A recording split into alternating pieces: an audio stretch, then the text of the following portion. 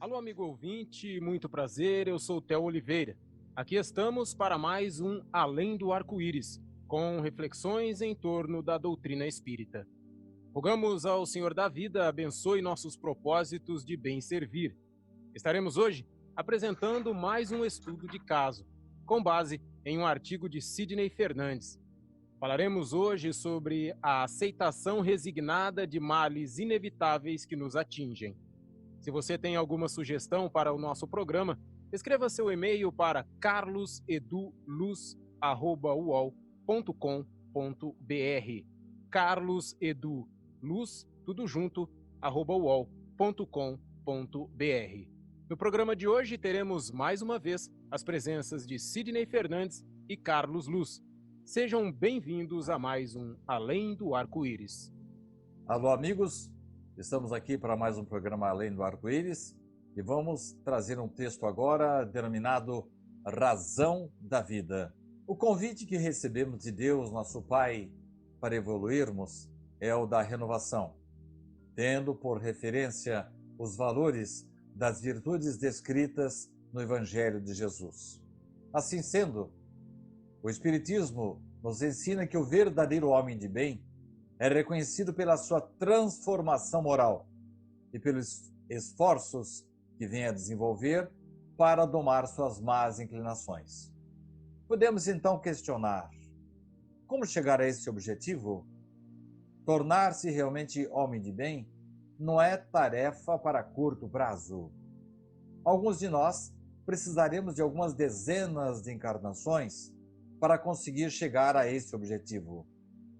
Um dos componentes fundamentais que vai precisar ser exercitado será o exercício da resignação, que no Espiritismo é entendida como a aceitação da vontade de Deus. Ser resignado é ser submisso à vontade de Deus no enfrentamento de dificuldades que não podem ser mudadas.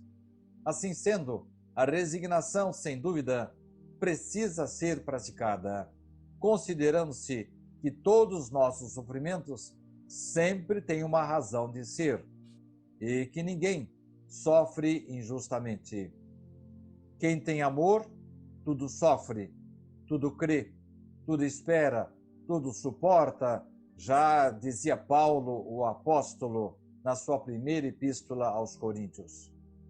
Faz parte, então, de nosso processo evolutivo aceitar passiva e apaticamente todos os obstáculos da vida? Não exatamente dessa forma. Aqueles que em estado de indigência recebem recursos para a sua recuperação e não os aproveitam, não estão praticando a resignação, e sim desperdiçando oportunidades.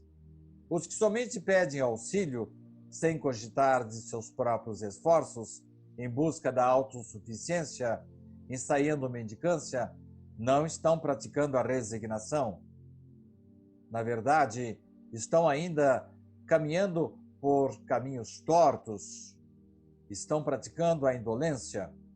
Criaturas atendidas, mas que continuam exarando queixas e lamentações, não estão praticando a resignação. Na verdade, eles estão precisando reconhecer que, com toda certeza, estão se comprazendo em se verem como vítimas. Uma coisa é reconhecer com toda certeza que nós andamos por caminhos tortos em vidas passadas e, mesmo sem saber por que sofremos, entender que merecemos.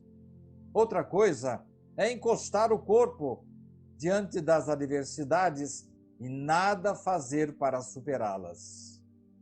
Cruzar os braços e esperar que os outros, o Estado ou as instituições religiosas ajam por nós é fazer a pior escolha no processo de recuperação de nossas vidas. Nós, espíritas, passamos às vezes por esse mesmo processo de acomodamento. Consideramos o Espiritismo uma coisa extraordinária, que justifica por que aqui nos encontramos no planeta Terra, com magníficas oportunidades de progresso e recuperação de faltas passadas, mas nos deixamos seduzir pelos cantos das sereias da materialidade, sem cogitar do significado mais amplo que a doutrina espírita nos descortina. Reforma íntima é conceito básico do espiritismo que resume a verdadeira razão da vida. A Terra pode ser considerada um hospital, uma prisão, uma escola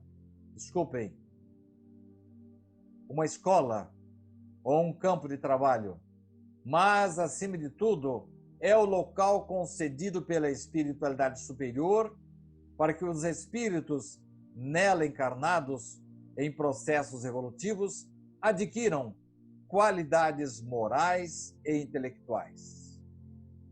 Carlos Eduardo Luz, temos aqui uma proposição de reflexão sobre as nossas dores, sobre aquilo que nos acomete, e um puxão de orelhas para nós espíritas que entendemos que a doutrina é uma coisa maravilhosa, mas que fica, infelizmente, às vezes só no papel, só na teoria.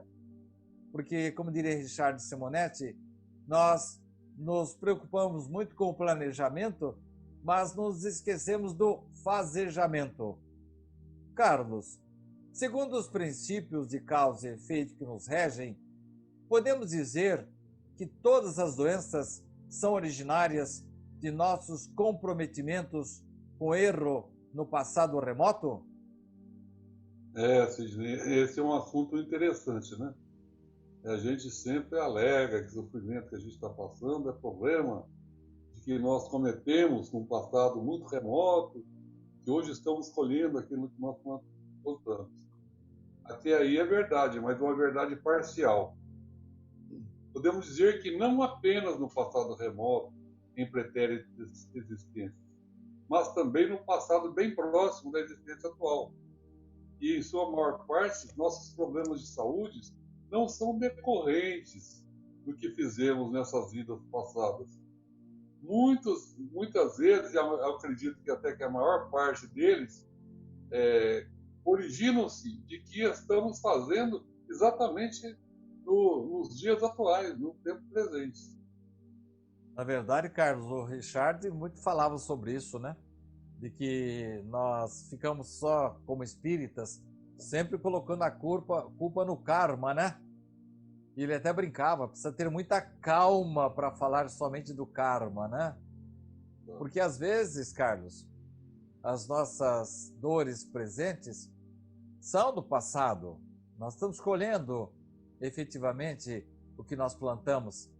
Mas às vezes não é um passado de 400, 200, 100 anos, né, Carlos? Às vezes é um passado da semana passada, né, Carlos? São provações que nós acabamos criando nesta vida mesmo, não é isso, Carlos? Exatamente. Carlos, mas há uma diferença, dá para a gente distinguir entre o que é originário de vidas passadas com o que nós fazemos, as besteiras que nós estamos semeando nesta vida, Carlos? Sim, Sidney. As doenças do presente são de uso, né? Pilotamos uma máquina, o corpo, para o trânsito pela Terra. Se usarmos mal, essa máquina se desajusta e surgem as doenças. Hipertensão arterial pode ter a sua origem no comportamento bilioso de existências anteriores. No entanto, é mais provável que seja decorrente do sedentarismo e dos abusos de alimentação da atual existência. Esse é um karma da feijoada que nós comemos no domingo, muito salgada, que faz a pressão subir hoje, né? E assim, ela ficando sempre alta, gera uma situação de os males da hipertensão aí, né? Que a medicina sempre nos alerta. O Carlos, só não gostei da metáfora da feijoada, porque eu gosto muito de feijoada. A partir de agora eu vou ter que ser um pouco mais comedido com ela, né, Carlos? Mas, Carlos, me diga uma coisa. Mas não podemos também ser extremistas, né? Existem males kármicos que efetivamente vem do passado mais remoto, não tem, Carlos? Ah, sim. Já que você falou no Richard, ele nos lembra que são abusos surgem a partir da composição genética na reencarnação. Eles refletem graves comprometimentos com o erro, com o vício, com o crime, e funcionam como escoadouros para autênticos tumores da alma, nascidos de nossos desatinos no pretérito em processo depurativo. Ô Carlos, essa questão aí das doenças, ela nos remete a um assunto que nós tratamos num outro programa, na questão do nosso corpo perispiritual, que seria uma espécie de esponja que acumula, traz. A esponja já vem suja, né, Carlos, do passado, coisas que praticamos contra os outros ou contra nós mesmos, e que a gente já nasce aí com, como diria Felipe Salomão, lá de Franca, com a forma já amassada, né? E aí com isso reflete-se esse ponto negro do nosso perispírito, acaba se refletindo no corpo da vida atual. Agora, Carlos, eu queria que você me explicasse se todos os males que usam o corpo, o raio acaba caindo no nosso corpo físico, esses raios todos aí são originários do que fizemos antes, das máculas com as quais impregnamos o nosso corpo espiritual. O Theo, que está nos acompanhando aí, ele até brinca comigo que nós precisaríamos arranjar um alvejante do nosso perispírito, né? Para limpar essas marcas pretas. Agora eu lhe pergunto, Carlos, como é que ficam, então, as doenças transmissíveis, tais como a dengue, podemos dizer até as infecções pelo vírus corona? Nós podemos, da mesma forma, Carlos, considerá-las como kármicas, porque nós estamos tomando todos os cuidados no presente momento.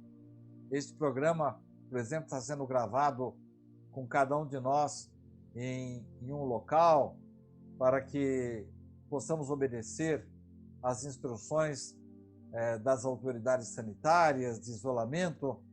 Mas, Carlos, para eu poder ser contaminado por um vírus ou por uma bactéria qualquer, eu também tenho que ter essa predisposição espiritual. Nós podemos considerar também essas doenças como kármicas? Ah, sim, podemos sim.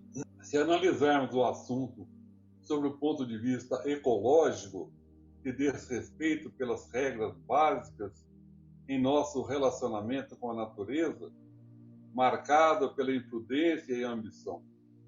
Muitas das epidemias que assolam a humanidade são efeito da falta de cuidado de prevenção, tanto da parte do governo quanto da população, no sentido de evitar a proliferação do vírus corona, como o do Aedes aegypti, principal transmissor da dengue. Com esses comportamentos, poderemos dizer que geramos entre aspas, um karma de curto prazo. Entendi. São os gestos, os atos, é o excesso da feijoada que está nos trazendo um karma assim a curto prazo na presente existência. É isso, Carlos? Exatamente. Então traz uma consequência de curto prazo. O karma, a gente pode, você que trabalhou no Banco do Brasil, né? Se fala em empréstimo de médio, curto e longo prazo, ou de compromissos. Então, o karma também a gente podia classificá-lo como de curto, médio e longo prazo. O karma de curto prazo e médio prazo seriam consequências de ações recentes que cometemos, né? Quando nós abusamos da alimentação, quando nós estamos sendo sedentários, estamos gerando um karma de curto prazo e colheremos como doenças, como hipertensão, ou então agravamentos de doenças kármicas também, né? Então, a gente tem que pensar sempre que a lei do karma, o Espiritismo não aparece essa palavra karma, aparece lei de causa e efeito. Então a palavra causa e efeito, eu acredito que ela tem uma conotação mais abrangente do que karma, porque as doenças tendo por causa situações de comportamentos inadequados, impróprios, no curto prazo, geram essas doenças mais agudas, enquanto que as doenças mais crônicas e mais graves e mais profundas são produzidas por atitudes do passado mais remoto. Então vamos ver se eu entendi, Carlos. Você está falando uma coisa que nós sempre falamos em nossos programas, e agora você feriu um ponto bem importante. Nós podemos ter o agravamento maior ou menor em nossos contatos com o Aedes aegypti, ou mesmo com o vírus corona, dependendo, vamos dizer assim, da fragilidade maior ou não do nosso perispírito. Se nós tivermos lá uma tremenda de uma pinta preta lá que trazemos do passado, nós estamos mais ou menos susceptíveis tanto para o contágio, como num eventual contágio inesperado, do agravamento ou não. Por isso, então, daí se justifica que às vezes pessoas de uma idade muito avançada, que tinha tudo para morrer depois de contaminado pelo vírus corona, não morrem. Por quê? Porque são pessoas boas, porque elas têm o seu perispírito, vamos dizer assim, blindado, enquanto às vezes jovens, no vigor das suas energias, com um pequeno contágio, acabam desencarnando ou agravando a sua doença. Então, quer dizer que continua funcionando a lei de causa e efeito, tanto do que fizemos no passado remoto, na vida ou vidas anteriores, como que fizemos nesta vida, ou até na questão da prevenção. É isso, Carlos? É isso mesmo. Inclusive, Jesus, quando ele curava as pessoas de seus males, ele dizia, vai e não peques mais. Se a gente for entender o que Jesus falou, buscar essa compreensão no tempo de hoje, né, nos termos de hoje, Jesus está estabelecendo uma relação de causa e efeito entre comportamento e doença. Ou seja, a doença da pessoa foi gerada por um comportamento inadequado no passado. Então, se a pessoa continuar tendo comportamento inadequado, a doença ou voltará outra doença, ou aparecerá uma outra doença que tem a necessidade de gerar o aprendizado para a pessoa. Então, sempre o que nós passamos de dificuldade em termos de saúde, ele é uma lâmpada vermelha acesa no painel do nosso carro existencial, né? Quando a luz vermelha acende no painel do carro, é porque alguma coisa está errada. Então, quando nós passamos pela dor de maneira genérica e pela dor produzida pelas doenças de maneira mais específica, é para que nós aprendamos a mudar o comportamento. E aí, cessado a causa, o efeito cessa, né? Por isso que Jesus diz, vai e não peques mais. Então, a gente agindo de acordo com o que o Evangelho nos ensina, ou seja, pautar a nossa vida na prática do bem, do amor, da caridade, do perdão, isso aí, com certeza, fará de nós pessoas mais e mais melhores e trará como consequência o merecimento para que nós possamos ser curados.